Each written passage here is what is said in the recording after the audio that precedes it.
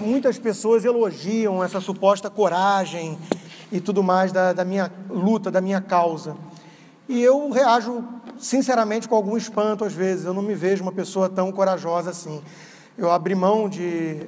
trabalhar no mercado financeiro, que sem dúvida me daria uma remuneração maior. Eu enfrento alguns inimigos poderosos, mas eu acho isso tudo relativamente tranquilo de se fazer aqui desse lado, né, que eu estou agora, de blog, da imprensa e tudo mais. Os verdadeiros heróis, que são quem me motiva a continuar nessa batalha, são os empresários, são os empreendedores representados pelo IFL, pelo IEE, são as elites empresariais que vão fazer a diferença no país amanhã. Eu fico muito indignado, muito revoltado quando eu vejo nomes de políticos, até de ditadores, né, em avenidas, em ruas, em faculdades no Brasil afora,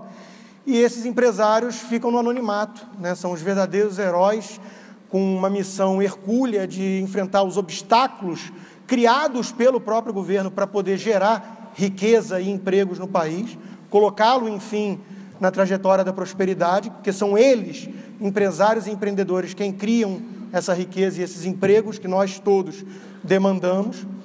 enquanto que todas as honrarias vão para os políticos. Agora mesmo nós tivemos, eu toco num tema um tanto delicado, mas não vou fugir a ele, até para fazer jus ao prêmio, nós tivemos agora um novo mito, um novo herói sendo criado nessa narrativa política sempre de esquerda, que foi o Eduardo Campos, cuja morte trágica eu lamento profundamente, mas ele foi alçado aí a um panteão de santos quase, né? E agora já está na delação premiada do ex-poderoso diretor da Petrobras, o nome dele envolvido. Claro que, em dúbio pro réu, temos que saber se há evidências, se há provas, mas já fica aí essa mancha, e não apenas essa, existem outras no currículo dele atrás, de outros escândalos, e não só o fato de ter fundado o Partido Socialista, pertencer ao Foro de São Paulo, ao lado de ditadores como Fidel Castro, e, de repente, esse sujeito vira o grande herói nacional de um povo tão carente de heróis. E isso me gera uma certa revolta, porque eu gostaria de ver sendo idolatrados, sendo respeitados como ícones de um heroísmo legítimo nesse país, pessoas como o próprio William Ling, que falou antes de mim, pessoas como Modesto Araújo, que está aqui, como Salim Matar, da Localiza, que estão aqui bancando justamente esse tipo de iniciativa contra essa opressão toda, muito bem descrita pelo William Ling. Quem nós admiramos, quem nós louvamos, faz toda a diferença enquanto povo, enquanto nação. Nos Estados Unidos, eles têm essa cultura de realmente enaltecer, valorizar, admirar empreendedores. No Brasil, nós os tratamos como exploradores, fruto de uma visão rançosa marxista, né, de que economia é um jogo de soma zero, portanto, se João é rico e Pedro é pobre, é porque um tirou do outro. Nada mais falso, como nós sabemos. Eu queria finalizar dizendo que a luta por um Brasil mais liberal, ela está apenas começando. Nós temos uma luta já, como foi mostrado aqui, há 20, 30 anos, com alguns empresários que tentam enfrentar esses obstáculos todos, mas, e para não ser tão pessimista, existem alguns ventos de mudança que a gente vê no horizonte, especialmente com a turma mais jovem. Mas a qualidade das elites é que faz toda a diferença. Muitas pessoas repetem que cada país tem o governo que merece, cada povo tem um governo que merece, e eu não sei se eu acredito tanto nisso. Eu acho que, como William Ling, né, o povo muitas vezes é ludibriado, enganado, vive muitas vezes no desespero da sobrevivência física, né,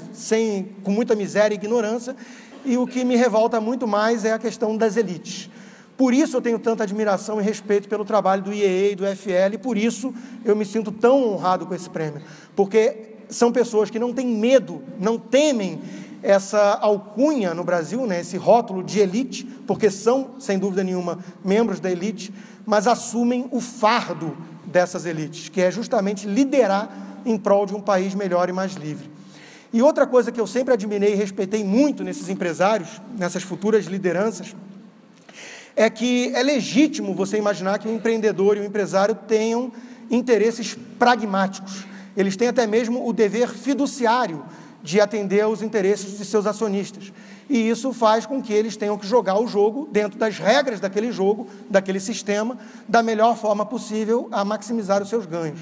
Mas há uma diferença enorme entre aqueles empresários que compreendem que o seu pragmatismo pode continuar sendo pragmatismo, mas desde que com um horizonte mais elástico, com um horizonte maior, que é justamente o que o William Ling chamou a atenção, para aqueles que olham com uma visão extremamente míope para o curto prazo. E isso, para mim, é uma diferença básica de sabedoria. O próprio empresário tem interesse, se ele quiser maximizar o valor dos seus negócios, em operar num ambiente menos hostil aos negócios, em operar num ambiente mais amigável e com mais concorrência, com mais livre iniciativa e com um custo Brasil menor.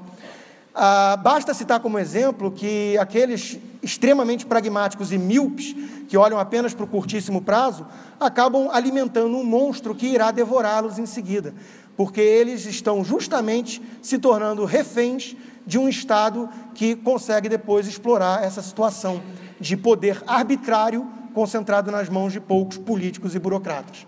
O economista da escola austríaca, prêmio Nobel, Hayek, no livro O Caminho da Servidão, deixa muito clara essa mensagem. Sem a liberdade econômica,